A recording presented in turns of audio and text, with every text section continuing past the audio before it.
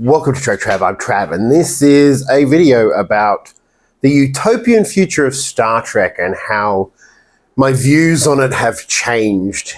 Or I suppose everyone's views have changed.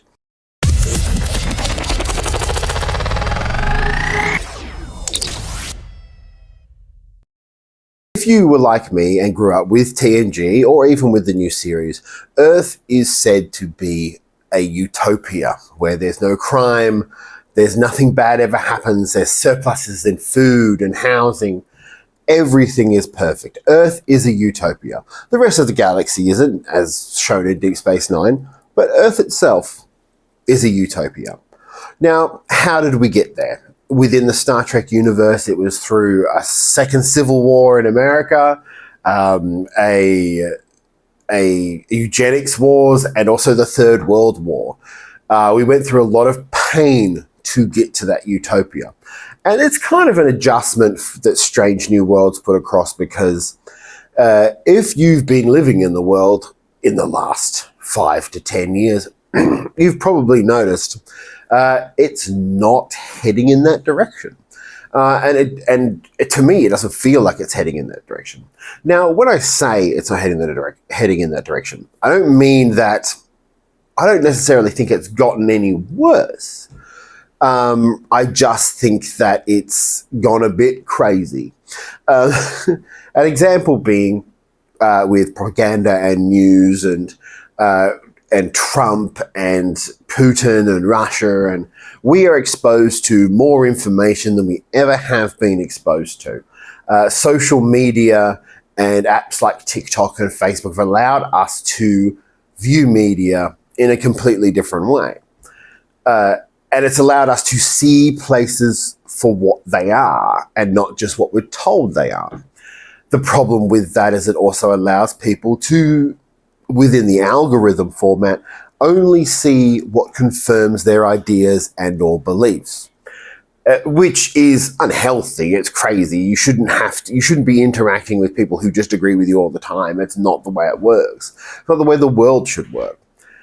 And when you look at the Star Trek universe and how the diversity and inclusion, so infinite diversity and infinite combination, is the mantra of Star Trek. It's literally, Gene Roddenberry talks about how in order to move into the future, we have to accept each other's differences and cherish each other's differences. And you don't see that much in the world anymore.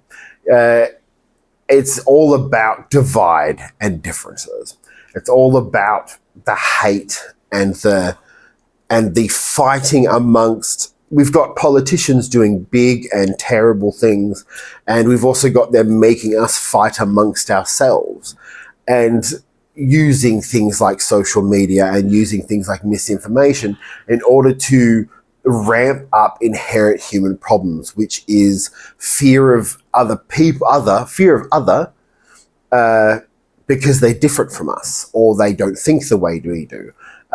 As my family always says, every asshole has an opinion, but there's a huge difference now in that opinion is verified by algorithms in people's head.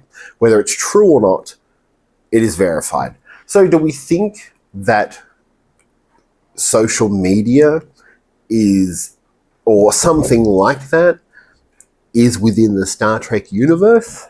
I would say they're probably well educated on how to handle it. They're not the old people going onto Facebook thinking that AI photos are real, or believing every picture of Keanu Reeves holding up a shirt saying he votes Republican. Like, it's honestly, it's one of those things where, as a child, I was so.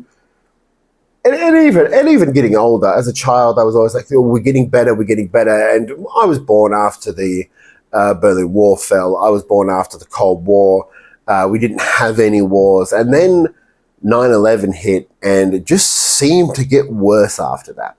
Now, did it actually get worse? Is crime and violence and things getting worse? No. Every statistic you go and read says that crime and violence in the world has gotten less.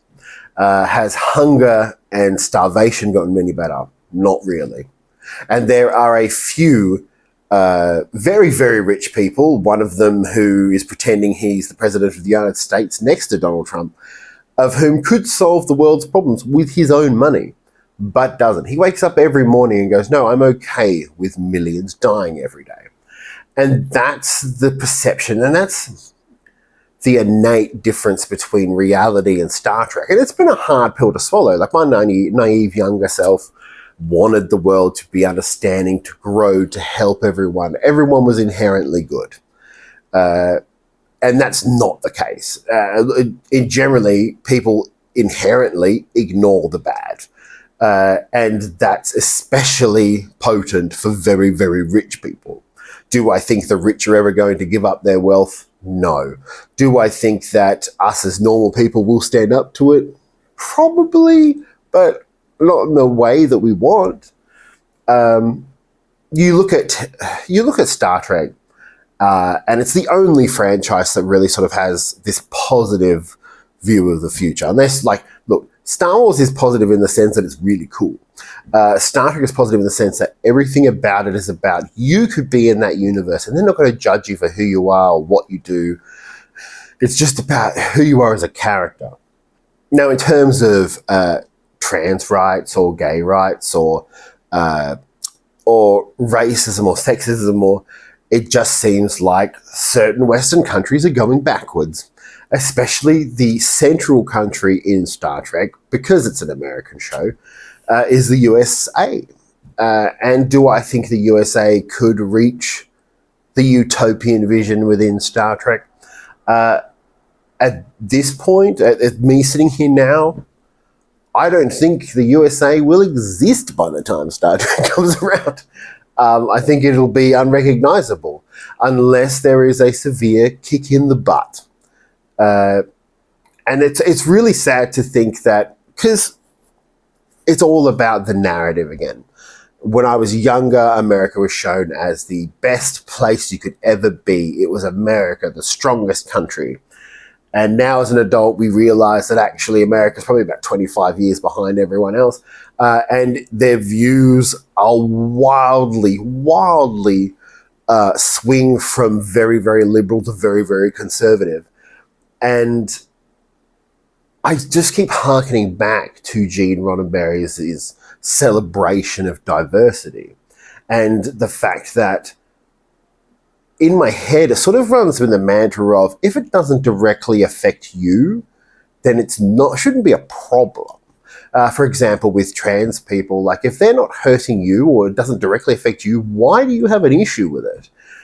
Or how about you go and learn about it so you can understand it better? That's just not the mantra anymore. Social media is all about eliciting that emotion of fear or that emotion of anger because it's showing you what it is. Now, the Utopia of Star Trek has no money. Do I think that's ever well, it's complicated, but this says there's no money and no greed. I'm in midlife now. It was my birthday a couple of days ago, and there is no way any rich person on earth is going to give up their money so we can all live okay.